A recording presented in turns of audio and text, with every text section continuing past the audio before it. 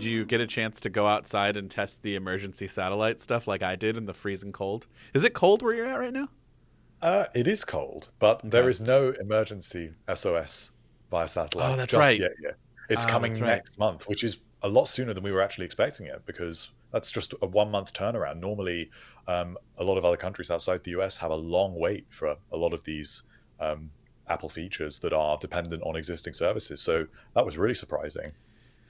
Yeah, I don't know. I guess I wasn't keeping up on it enough because I wasn't expecting it to happen when it did. Actually, that's not true. I was expecting it to come soon. I just wasn't expecting it to be like, all right, here it is. You don't have to update your phone. It's just going to magically go live. Yeah, And it just randomly dropped on what was it, like a Tuesday morning at like 8 a.m. my time. So yeah, that part was random. I expected it to be within the next few weeks.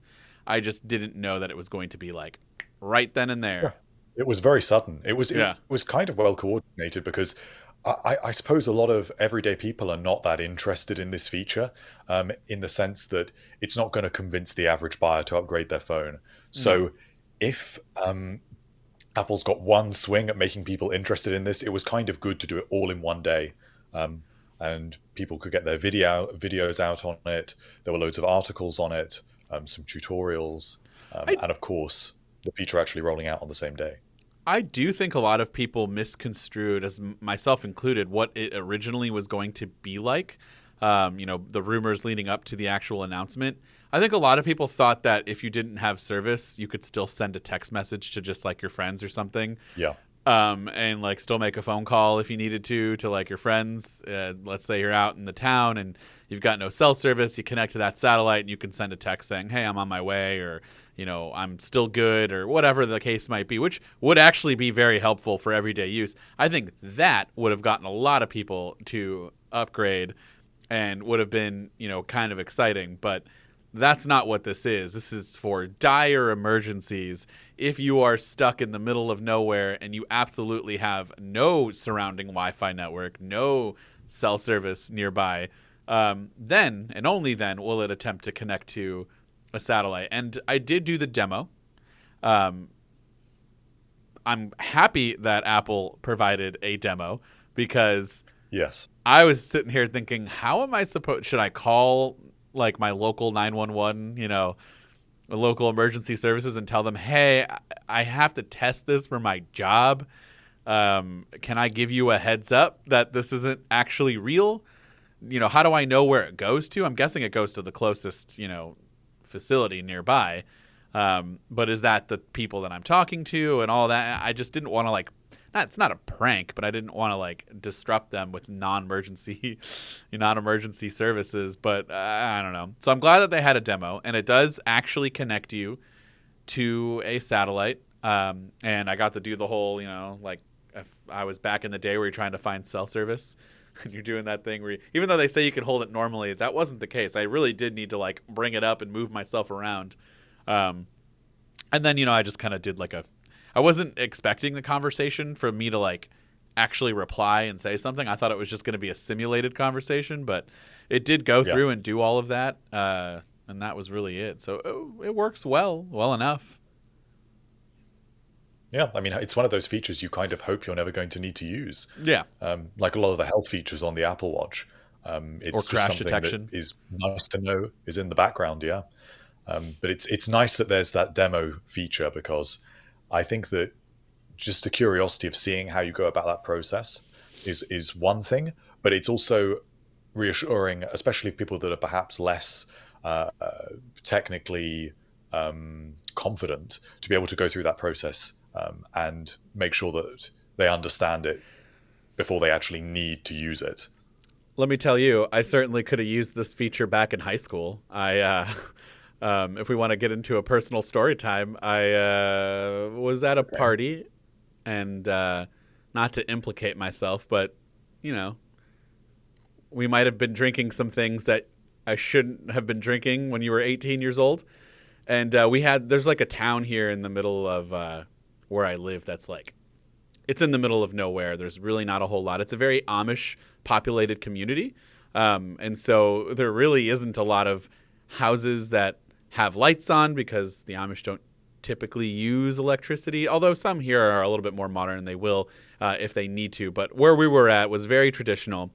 And there was not a lot of houses in general. There wasn't anything. There was no cell service. And this was also in 2007. So my cell phone was a flip phone. It wasn't a smartphone.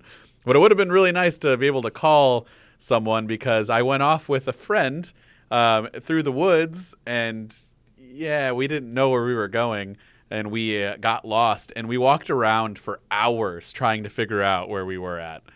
And I mean, I was ready to sleep in. I was trying to knock on people's doors, and I couldn't make a phone call. I couldn't call my friends. I couldn't get a hold. We almost got a hold of somebody, and then it died on us. And just would have been nice to be able to call, not 911, but I guess 911 to be able to come find us and take us back to this party or home or something.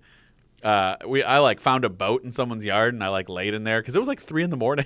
I didn't know what to do. So this would have been super helpful back then. So you kids now, don't do anything illegal, but if you find yourself in a situation where you're out in the middle of nowhere, at least you have this feature available if you have the new iPhone. So I feel like those sorts of situations are the more likely implementations where people are actually going to end up using the feature. Not that many of us make a habit of going up, hiking in the mountains late at night. But it's nice to know it's there. I mean, for me, the situation in which I can see myself using it, although I hope I never have to, is for vehicle recovery, because I noticed there's that option in the menu. And I think that the cell service over here in the UK on a lot of sort of long country roads is very, very bad. There's just no cell service at all. So if your vehicle breaks down, you're going to be in trouble. And I can think that's the one situation when I might be really grateful for it one day. I could give you another real world situation where this happened to me. I went to college in a school that was also in the middle of nowhere in southern Ohio. And literally the entire town is just the college. And the surrounding outskirts is just the woods and some smaller hillsy mountainy areas. And the drive in for the last 30 minutes, you don't have service. It just doesn't exist. And if you can get service, it's very minimal. And I was driving in right after Christmas break, going home or going back down to school, and I lost control of my car, and it spun out and got into a pretty bad wreck off to the side because it was still icy, and there was no one around. No one else was driving this way. I mean, I was thankfully okay, but I had no idea where I was at, and I finally made a phone call to somebody I knew that was local in the area and that I could get them to come find me, and they had an idea of where I could have been, but I couldn't tell them what road. It's again 2010 at this point. I had a smartphone, but it didn't have cell service or anything. I couldn't call. I tried to call 911 to get some help and to get a tow truck or something, and they're like, "Well, where are you?" And I'm like, "I have no idea." I tried to walk down. It was a mess. So again, another situation in which that would have really come in handy. And that was the thing in the demo was people were yelling at me in the video or in the comments were "Why are you saying you have a flat tire?" Well, could you imagine having a flat tire in that certain situation where you have no idea where you're at? What are you going to do? Are you going to walk for 10 miles? What if your family's in the car? It would just be very helpful. A flat tire can absolutely be an emergency when you have no way of getting help. So, or if your car breaks down, you need someone to come help you out. And so, yeah, it is a cool feature that I hope no one ever has to use. And, it is nice to see it in action, to know that it actually works. What were your feelings about Apple's unreleased MagSafe charger? So that I looked at that a little bit. That was the one that looks like what is it, kind of like a Duo, like an aluminum version of the part of the Duo where the Apple Watch charger kind of spits up a little bit. It's a weird hybrid of the old Lightning dock that you used to be able to buy for the iPhone in space gray, silver, whatever, to color match your iPhone. The Apple Watch charging dock that's now been discontinued, where it kind of flips out, or as you say on the MagSafe Duo, and it's kind of this weird hybrid of the two. But it's absolutely a completely believable accessory because it also kind of doesn't make a lot of sense. it's weird because like if that's all that it is, then you're right. It doesn't really make like a whole lot of sense. But isn't it called like the Magic charging stand or something like that? Yes. Yeah. So So it was going to be called the just the Apple Magic Charger. yeah. So what's the magic thing? So that's where it kind of catches you in a typical Apple fashion, where you're like, okay, so what's magical about it? When I dock it, is it gonna do something like special and charge and set up something? I don't know. I'm trying to think about how Apple uses these words like smart and magic, even where they aren't necessarily Smart or magical. applicable marketing terms Yeah. anymore. So I suppose they would have argued, had they come out with this device, that compared to a normal wireless charger, it aligns itself on the charger because of MagSafe, and you can flip it out to use it to watch content in landscape, which a normal wireless charger also can't do. But the thing that I just get so hung up on, and it's the same point and the same thing that irritates me about so many MagSafe charging implementations, and particularly Apple's ones, is there's no way this unreleased one could have been heavy enough to keep your device, to allow your device to easily detach from it when picking it up. And that's the same problem that you have with the MagSafe Duo and a lot of MagSafe chargers that just lie flat because you just pick up the charger with it. But the base it's all aluminum though, so you don't think that base has enough heft to it to where it would like. Have you ever felt the? I don't think so because it's got like a ring cutout to allow the MagSafe puck to hinge in and out, which means it's really only the outer edge. And MagSafe is really strong now. Especially when you use an iPhone case, it is. I think that would be I think that would be more than strong enough to pick it up. Have you ever used the Nomad charger? That's the sort of thing I would like to buy because I know that will resolve my issues. Yeah, that thing is like 10 pounds easily. Like when it's That's what you need. It's not moving. Yeah, it's not moving. And I feel like that's a sort of accessory that Apple should have come out with to say this is providing a better experience than normal wireless chargers, because I actually think the ability to just pick your phone up from a normal wireless charger is just easier, even if you have to align it more carefully. So obviously this is part of why they didn't come out with it, but Apple can do better with its chargers. Well, is it dead, like a dead project, or is this like a rumored upcoming thing? No, this seems to be something that was in the works and was discontinued. It got to a development stage where they were experimenting with engineering validation, and there seem to be a lot of these out in the wild in Asia, where collectors are trying to get their hands on them and replace the cabling and make them operational again. But it looks like it's not going ahead because I think that users would inevitably wonder why they were hinging their phone up when it actually just obstructs being able to do that if it's in anything other than a perfect landscape orientation.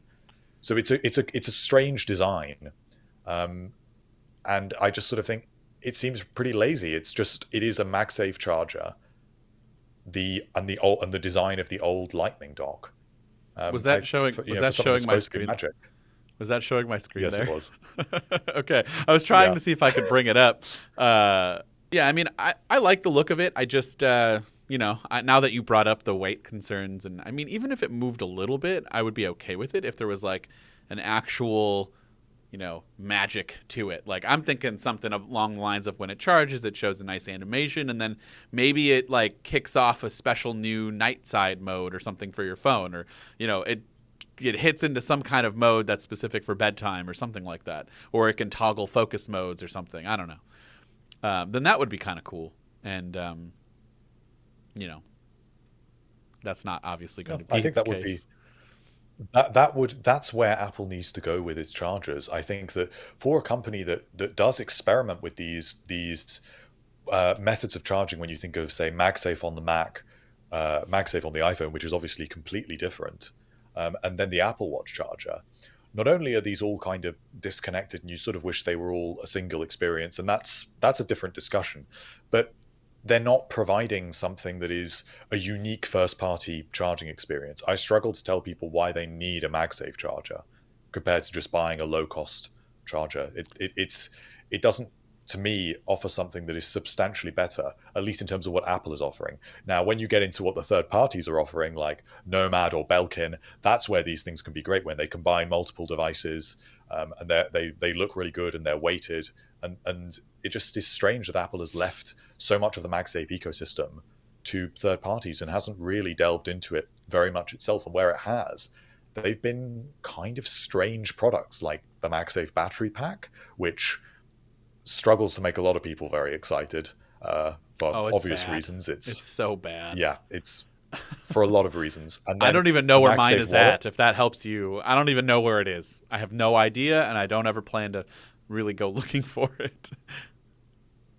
and you've had plenty of experiences with the MagSafe wallet, so that's another one that I is do a, use is that, a though, which awkward is product. funny because I I trash use it. it so much, but it is I use it, but small. it's just not. I don't think it's the best Apple accessory I've ever had, and I think it could be so much better.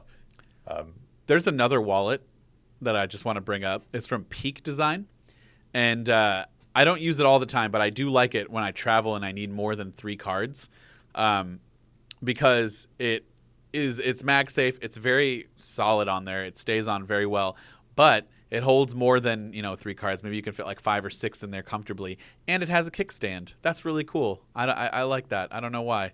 It's like you can stand your phone up, and then you can also use it as like a little pop socket thing. So I don't know. Well, I know you trashed the Belkin continuity camera mount in our last episode, Oh yeah. but that is a perfect example of an accessory that really should have come from Apple. Hmm. It's for their own feature, and the fit and finish of a lot of these devices, of these accessories, is it's good, and it could be a first party accessory. It's just disappointing that Apple's sort of set up this ecosystem and yet hasn't really offered anything itself. And where it has, I think they've provided a pretty lackluster experience. I don't know if you ever used it, but they actually came out with a MagSafe configurator when they brought it out on the iPhone 12, and it was like the Apple Watch configurator, where you could choose your band, choose your case size, and you could see how it all looked together. And they did this for MagSafe accessories. And I always thought this is a really weird thing, considering you can basically only choose a case and maybe a wallet. So what exactly are you configuring here? And I thought, well, surely they're going to add more over time. And they've just got rid of the website. So why did they even build it in the first place? They must have built it using like Squarespace or something, like in like a couple minutes, and then we're like, I No, guess we don't it need was to. honestly, it was such like a polished thing. It was all That's animated in weird. 3D, and so it was so ready to have more assets loaded into it. Um, and I don't know. I like MagSafe. I use it every day, but seeing this unreleased charger, it just kind of makes me think, if this is where the resources went, why was it not going even into something like that weighted Nomad charger or something like that? Yeah, I I don't know. I mean, I get it. Apple does a lot already, and I don't know that they want to do much more, especially when it comes to accessories. But then they end up doing some. It's just like you got to pick a lane. Pick a lane and what you want to stay in. You don't have to try to do everything. I don't know. Although, again, I would have liked to have seen something that looks nice and is first party, but I guess that's not happening, at least not right now. I think it partially may have been because the idea of the wired. I mean, obviously, all of these things are wired, but I mean the MagSafe charger that you buy, and it is just the puck and the cable. That is a hard thing to convince a lot of people to buy. I think, because you struggle Yeah, to imagine where that's more useful than a lightning cable. right. So this might have been more interesting than uh, than the accessory that we actually have, and maybe that's where it was originally being considered. The Duo's not bad. I like that. It's very expensive for what it is, but I do like that it can fold and be pretty small, and then when on the go, I can charge multiple things. Like that's not a terrible product. I think it's terrible now. I don't think it was when they announced it, but I think it's terrible now, and kind of outrageous that they still charge what they charge for it when you Wait, is it consider still that. what is it like $150? Uh, I think it's 129. Okay, that's still a But lot. I'm not 100% sure. That's a lot, considering that if you put an iPhone 14 Pro or 14 Pro Max on there, it won't lie flush because the cameras are too big. The same with a 13 Pro Max, which is just ridiculous that Apple's own charger does not hold it flat. And then the other elephant in the room is fast charging on the Apple Watch, which obviously has been around since the Apple Watch Series 7. So we're now talking over a year. And both of the chargers that you're actually buying don't work properly with the device. They don't. I believe it's also not compatible with the Apple Watch Ultra. So Uh, why is it still being sold? It's not no, officially compatible. I think I was gonna say I you can put think it it on there, but on works. Yeah. it works, but you can't hinge it up because the Ultra is too big. No, you have to lay it So flat. it's a strictly speaking compatibility issue, Yeah. and obviously you can't lay it flat with almost all of the Ultra's bands except the Ocean band. Unless you take it off. Yeah. I mean, that's what I had to do. So it's a whole extra thing that it's an outdated accessory. So they just need to update it, like they do so many of these accessories. Yeah. I don't know. I stand firm in that.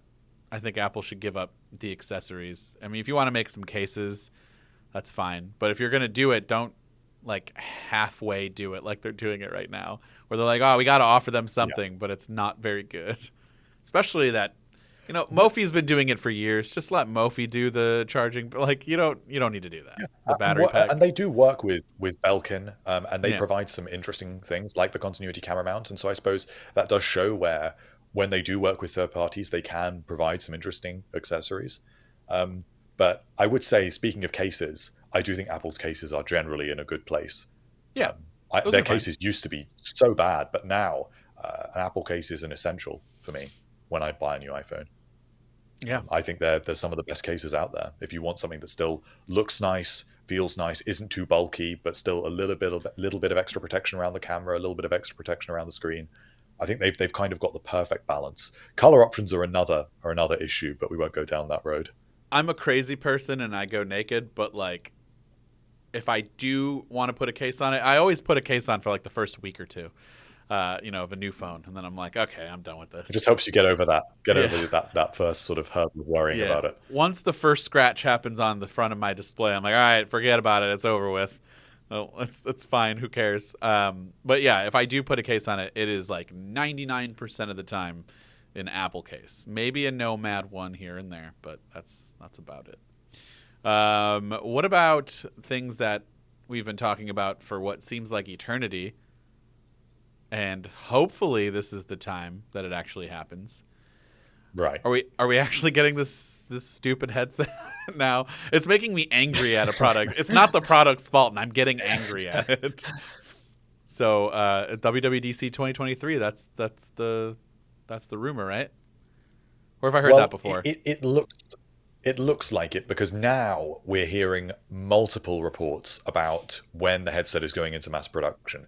So it's not just from one source. We're now hearing this from multiple sources based in Asia. So this is now not just Ming-Chi Kuo, but this is also from DigiTimes, and they are lining up on this sort of March production timeframe, sort of in the second quarter of next year, for when this product is actually going to go into mass production. But what this tells us is Kuo says it's going to be announced before it goes into mass production, which would make sense because that's what happened with the Apple Watch.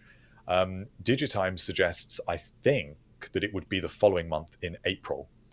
But either way, if it is entering production in, say, March, and it takes them a few months to ramp up, as it does with the iPhone, which normally enters production in August, July sort of time, that's going to be WWDC with it actually hitting shelves. So it's got to be, in my opinion, I think Kuo is right, and it's got to be announced on stage before they enter mass production, because otherwise we're going to just see all the leaked pictures, and Apple surely knows that. Well, if it's announced on stage before it goes into production, then the timeline that I'm looking at here of it starting to be in March doesn't make any sense, right? How do you mean? am I looking at this? I'm looking at this article here, and it says mass production of Reality's headset set to begin in March of 2023, but WWDC is not until June. So how can they announce it beforehand and before it goes into production? So it would be like the Apple Watch, where they announced the Apple Watch at the iPhone event where they unveiled the iPhone 6 in 2014.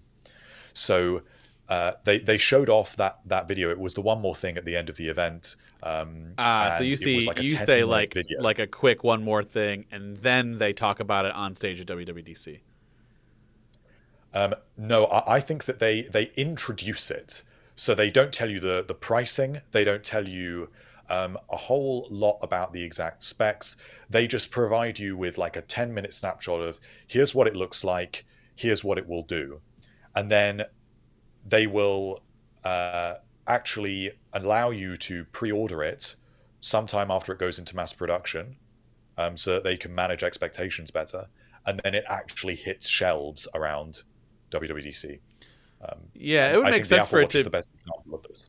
It would make so they usually do like a dual announcement. Then they'll do that, and then they'll talk more about it. So they would talk more about it at WWDC, which would make sense because, I mean, we need to know about the OS. We need to know about what developers are going to do to be able to make their apps for it. Is that something that they'll allow probably some select few developers already do, applications for it and test it out? And then kind of show all the other developers at WWDC, hey, if you want to make an app for it, here's how you do it. Yeah, I mean, that makes more sense. Okay, now I was a little confused on our own headline. I was about to make who wrote this article. Eric wrote the article. I was going to make Eric redo it. It's to me, it seems like the one certainty we have about this device is that they are not going to announce it and show what it looks like for the first time, and then say it's available, to order to order on that Friday, and then arrives a week. No, there's going to be a long gap. Yeah. So just a quick little talk about it, and then they'll dive more into it at a second event. Yeah. Okay. And that's because that's what they did with the Apple Watch. Now, I don't remember when the developer kit for the Apple Watch went out, but they've got to do that with this headset. If anything, it will be more important with the headset than it was with the watch, because the watch, you don't need any third-party apps to actually use the watch virtually to its full capabilities. But the headset, is it really going to have that many games and first-party applications that make it worth using straight out of the box, that they can really rely on it having no third-party apps? So they've got to release that developer framework a little earlier. So the rumored price, right? Isn't it like $2,000 to $3,000? Isn't like that the range? Yeah, about around $3,000 roughly. Are we looking at a Mac Studio type mirage here, where we all thought this Mac Studio was going to be like 6,000 or 7,000 starting off, and then they were like, you can get it for what's the base price, like $14.99 for the Max? Yeah. And then like a little over something, I don't know, it wasn't that bad for the Ultra, and we were all like, whoa, that's a crazy good deal. And even with the Ultra, the Apple Watch Ultra, we were thinking that was rumored to be well over $1,000, and then they're like, it's $799, and we're like, wow, what a great deal. If this doesn't do that much more than a Meta Quest Pro, and they expect it to be 2 times the price, this is not going to end well. It has to be in that competitive price point. I don't think it does need to be a competitive product. I think it needs to be technically competitive, but they don't actually need to sell many of them at all, because the device is as far as we know, it will be basically like a developer kit. It's like not going to be meant for. Yeah, and so because they need to do this at some point. Like, the reality is that Apple doesn't even want the future to be with these headsets. They want it to be with augmented reality glasses, but they can't go straight to augmented reality glasses because the technology isn't ready. So they've got to build realityOS, and they've got to get people used to using these sorts of devices and iterating on these technologies, and preparing the infrastructure to just get prescription lenses. All of this stuff will take so much time that they've got to kind of release the product to get started with, which is unusual, because with other products like the iPad, they could just release an iPad. But you consider even the iPad was based on an iPhone. It was running iOS. Whereas this is a completely new operating system. So because it's a kind of stopgap device, it's something that they don't need to sell a whole lot of. They want it to be something that is an aspirational product, something that maybe they don't want that many people to actually use, but they want a lot of people to aspire to have, so that when they release slimmer and lighter versions in the subsequent years, which we already know they're working on, and that comes down in price, it's a much more finished product. So like a Google Glass situation where that was not meant for everyone, but a few nerds and then developers bought some to see what they can do with it. Unfortunately, that did not make it, but maybe... No, well, I think that's a great example Yeah. in terms of how they're imagining it. Hopefully Apple is not like Google and just they're drops not. interesting concepts that They're not. So Google does that, though. They have so many cool things that they talk about, and then like it's like we don't get it, or we get it later and it's not nearly as good, or someone else already did that.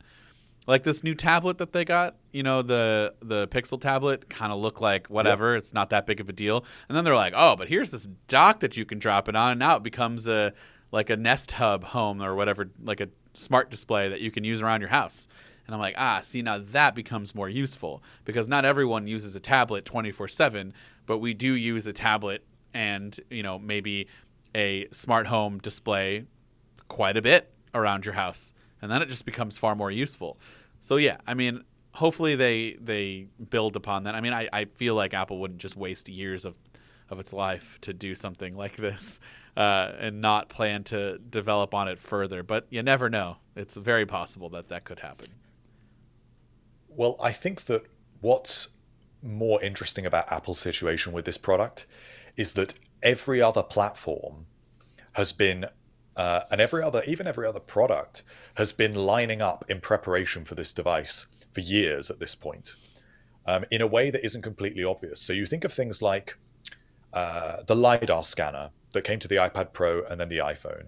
No one really uses those, but it's to get developers, as in the average person doesn't really use them, but it's to get developers ready for it. It's to build a more solid bedrock under ARKit, to even just get the supply chains ready for mass producing enormous numbers of LiDAR scanners. Then think of things like spatial audio. Spatial audio is not that useful on the iPhone, but on a headset, it would be incredibly useful. Memoji is another one, going completely the other direction into software. Not many people are using Memoji stickers right now, but when that's what you're relying on in a headset for communication, suddenly that's a lot more worth it.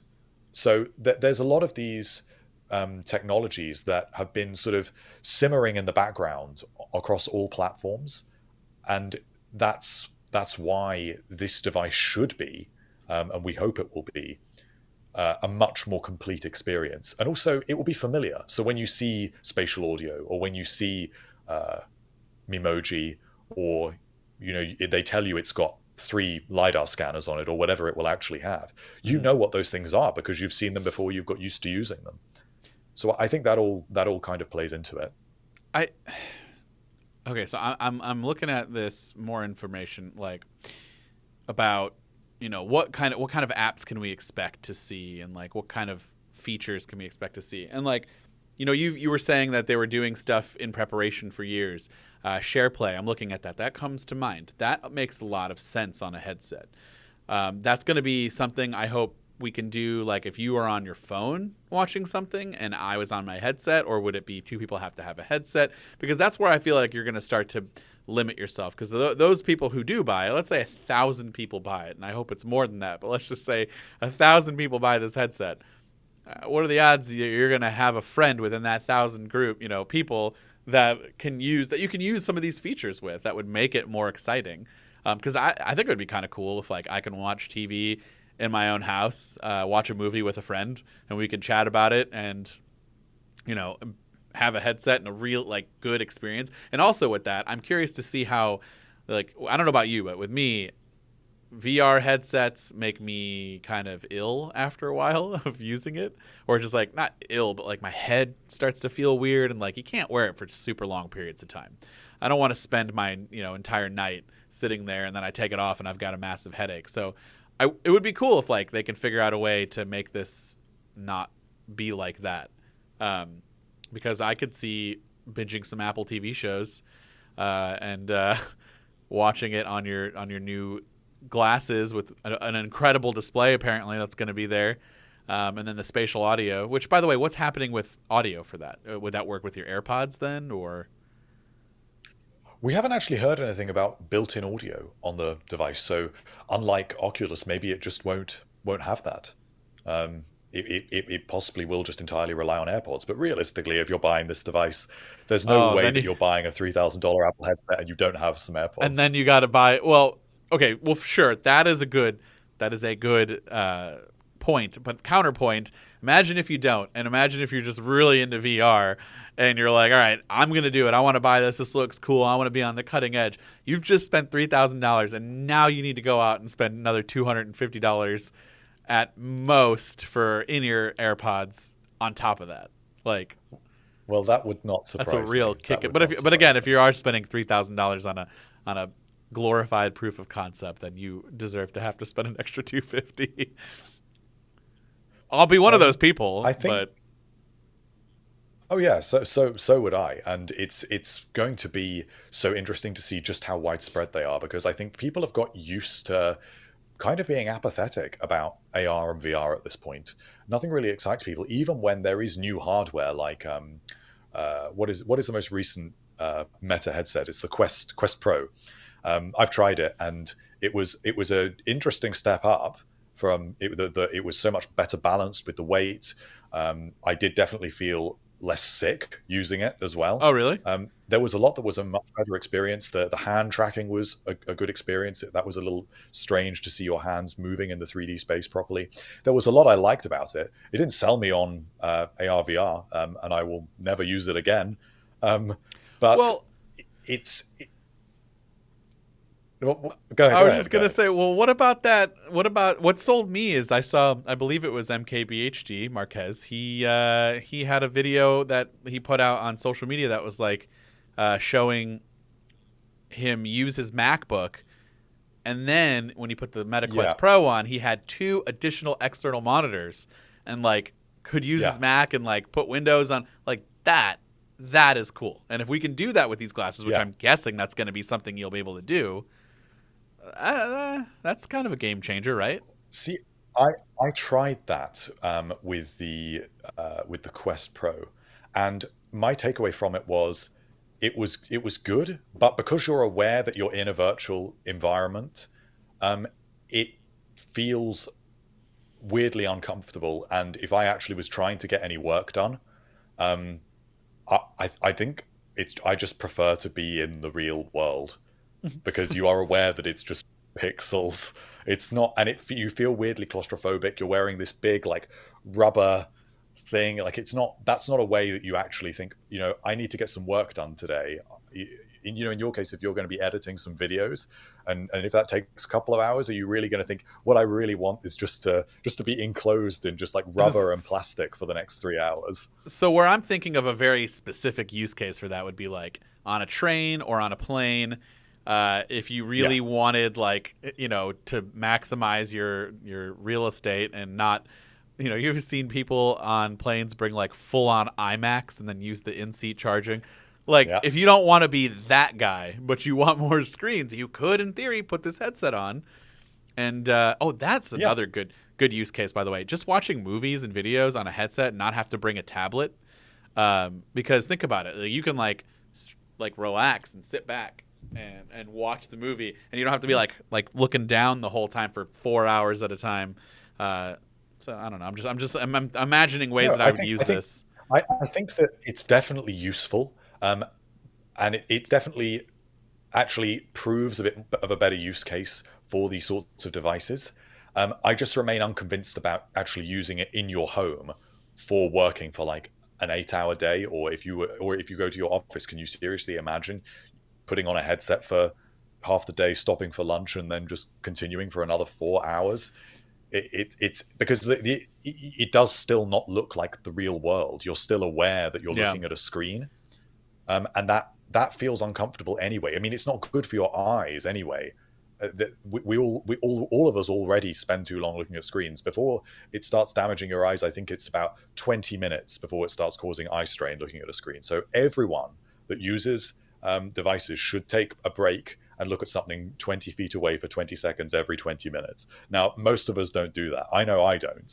So having a headset on for hours is going to just make that even worse. I'm not even doing that right now. I've been looking at this screen, looking at you this whole time. It's Yeah. been 41 minutes. So Yeah. maybe, hold on, give me 20 seconds. I'm going to look out this window. This is No, the issue. yeah. And I don't know how Apple's going to be able to sell this vision slightly differently, because Meta's vision does not entice me. It's interesting, and if I had one myself, I would use it occasionally, just for to play a game, or Yeah. it's a gimmick. It's not a daily use tool. Now, can Apple make this something you want to use in your daily life? Maybe. By the time it's in glasses where you're a lot more aware of your surroundings and it just kind of layers things on top of your daily life, that's where maybe it does get more interesting. But I accept they've got to take this stepping stone first. What's the significance? So I've used the first Meta, I think when it was Oculus. I used it for like an hour, and it was fine. It was fun. I played a game or two, and that was it. I've not used one since. I know very little about them because I haven't used them, so I haven't really been researching them a whole lot. What are the main differences between the Meta Quest and the Meta Quest Pro for that substantial $1,300 price increase? I'm not 100% sure of all the differences, because I don't pay much attention to all Yeah, the specs of anything outside the Apple world. But I think it's something along the lines of, it's got downward facing cameras that monitor your body and your hands, so those can be represented in the virtual environment. got it. I think it also has eye tracking, which means that it can present higher fidelity graphics directly in your field of view. And I don't know if that's represented on your virtual avatars. It's got a better display, so it's a higher quality experience, slightly higher resolution. And the other thing that I thought was a little strange with it is it sits kind of slightly further out from your cheeks, which means you can actually see out under the bottom of the headset. Oh, And also the battery is mounted on the back, which means that it's got like a 50-50 weight ratio. So it doesn't kind of, as a lot of headsets do, where they kind of pull your bring head it down. Yeah. Yeah, this is a lot more evenly balanced. So it was definitely the best AR VR experience I've had. Oh, yeah. But it just the whole concept of how this is actually useful outside of gaming, I'm not sold on it. And even if I was on a flight trying to watch a movie, I don't think I would choose to watch it on a headset, because I don't think I like the why am I putting pixels that are projecting light into my eyes in my periphery when I don't need that. Yeah. Like the movie itself is not in 360 degrees, Right. so it's not really enhancing my experience. I These think are the questions that Apple's got to answer to some extent, I feel. I think I'm 100% on board with seeing what this, is all about and trying it out. I would even like to try a MetaQuest Pro, honestly, so I can know what it's like beforehand. I think I'm going to do that. I'll try to find one here. But like, it's so much more reasonable for me to like, I can drop $200, $299 on a MetaQuest, and if I use it for a couple of days and then I'm done with it, well, it's a waste, but it's much less of a waste and impact on me than $1,500. And then if we start to look at Apple, $3,000, which again, if their mass production is not something that they want or they're expecting, that's fine. The glasses, on the other hand, what would you price those out? Like in the future, when we get to, Google Glass type AR glasses, that's what I'm envisioning is the main goal. What are those going to be at? And then is that going to take the place of your phone? Because that would be different. Then you're like, okay, well, I can take out $1,000 from my phone and add that there if that's going to take the place of it. Or is it something that is just kind of another accessory like your Apple Watch? I think the long-term goal is to replace the iPhone. So it has to be able to command those sorts of prices. And also, you think if it's more powerful than a Mac and contains a lot more advanced hardware that's produced in smaller quantities. I mean, I don't know. I think this device is expected to have something like 13 cameras. And then you consider that it's got eye tracking and also iris scanning for authentication and payments. It's got micro OLED displays. You're talking pretty much the cutting edge of consumer technology. So that will come at a hefty price. Well, the VR AR headset, I sure, that makes. I mean, it doesn't make sense, but I get it. They're putting a lot of stuff into it. But like then when you get to just regular VR or AR glasses, which as you said is the goal in the future, you're going to inevitably need to strip a lot of that out. So would the price be stripped out too, or no? I imagine it would be when they first come out. I would have thought they would be a similar price because ultimately they will be in a new and more appealing form factor. To be able to have glasses that should be theoretically relatively discreet, and if you've been used to, like, say it's 2025, and we're talking about this. We're recording a episode 500 of this podcast, and we're talking about what to expect from what will be so appealing about these glasses. By that time, we will have been used to wearing these bulky, Sure. comparatively bulky ski goggles. So to have something that is just glasses with two arms that you just fold in and out, that itself will be appealing enough to be able to command the same price. I mean, imagine if they stand on stage in 2026 and they say the AR glasses are available at the same price as Reality Pro. Yeah. Then everyone will think it's a great deal. So this is all just so fascinating to me when you really like sit down and talk about it and like start to think about things, because like if it's going to really replace an iPhone, then how are we taking pictures? Is technology really going to be that much better in two years where you can fit a really good camera inside of your glasses and take a picture that way? Because I feel like the quality will suffer. Look at the size and how many cameras we have on this thing. What are they going to do on glass? I mean, I'm sure they'll figure it out, but this is just all the stuff in my mind where I'm starting to think like, how could it possibly replace an iPhone? I think it's what Kuo has said is that it's basically inside Apple. They're imagining it to be like a 10-year plan. So they've got say they do annual iterations of this device, which is what we're expecting. They have got 10 versions of this headset to replace the iPhone or to get it at the point where it could. Now, you think of how much the iPhone progressed between 2007 to 2017. You go from the original iPhone, which has a 3.5-inch display. It doesn't even have an app store. And then you go to the iPhone 10 with its all-screen design, two cameras on the back. I mean, they're almost unrecognizable other than the fact they've both got square icons on the home screen.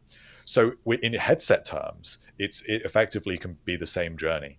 And even if you don't want to fully replace your iPhone with the headset 10 years down the line, so what would that be? 2033? Yeah. It may be something that you voluntarily choose to do. In the same way that theoretically right now, an Apple Watch could replace your iPhone. You can use it without an iPhone with things like family setup. You don't necessarily want to do that at this point, but you can imagine a future in which you buy your Apple Watch Ultra and you just don't need an iPhone. If you've got your iPad, it just may not be necessary. Yeah, it's not like Apple's like, all right, here's our headset. Now, no more iPhones ever, and none of them are ever going to work again. Like, I get that. But, like, that's what we all think about immediately. We're like, well, I'll know. What am I going to do without my phone? With these glasses, it surely can't do everything that I want it to do, but eventually it will. And if you want to make that, that I'm going to be spending $3,000 a year on headsets for the next 10 years. That's wild. It will be our generations will be the ones that are, we'll be in the nursing home clinging to our phones because we don't want to give them up. And it will be subsequent generations that just stick with the headset. They don't need the phones. Like how the current older generation still, like I know people that still use flip phones. Like they're the ones like, I'm going to use this until I die. And that's going to be me. Yeah. I'm not getting rid of my iPhone 14. It was the best one. But they could even get us used to cameras. If the first glasses, say, just have little, kind of like the Meta Ray-Bans, just have little, or like the Snapchat glasses, just have little little circles on the outer edges for your cameras. Apple grew the cameras slowly on the iPhone, so you can't imagine in 10 years' time you've got like two big I was squares just of gonna cameras. say, I'm expecting like add-on attachments where they just put lenses on your eyes. Just like it looks like you have binoculars on, just taking pictures. That's how Oh, they do it. They do it gradually. They do it. yeah. I honestly, this is how it will happen. Have you seen the I just the? hope they look good. I think it's Xiaomi or Oppo, one of those companies. Um, did a proof of concept. I, I want to say it's Xiaomi. I don't. I could be wrong. Where the phone has like a legit like lens, like a camera Yeah, lens I've on the seen it. back of it. Yeah, and I'm like sitting here like I would buy that. Like I would Yeah, I think it's if interesting. it's gonna take a DSLR style. Like if I can shoot this entire show without my cinema quote unquote camera in front of me and just use my iPhone and then take that footage and just import it, in the future very fast on my Mac, like that would be great. Yeah, I think that's kind of. I hope that's where the iPhone Pro cameras end up eventually, if not with detachable lenses, but the cameras themselves should have sensors that are big enough. They're already completely Oh, huge. I think that yeah. camera bump can get bigger. I don't care at this point. Make it take up half the phone. I honestly don't care. If you don't want those cameras, then buy the standard iPhone models. I think it's a good way to delineate the two product lines. Although I can already hear people in the comments getting angry with me about that. Whatever. Someone's going to get angry about something. It's a good discussion. We don't need to be angry. We can just talk about it, It's fine. All right. Well, speaking of that, let us know what you all think about everything that we just talked about. This was kind of a mixed bag of things, but we're starting to hit that time of the year where there's not a lot of new products or announcements coming out. So it's a lot of speculation season. But it's good speculation because it gives us something to look forward to. There's going to be a lot coming in 2023, just like there is every year. And so we got to take these months to kind of wind down and really dive into what we can expect to see. Be sure to subscribe to the YouTube channel if you're watching this. If you're listening, go ahead and follow us on whatever podcast platform you're listening to. And we'll catch you guys in the next episode.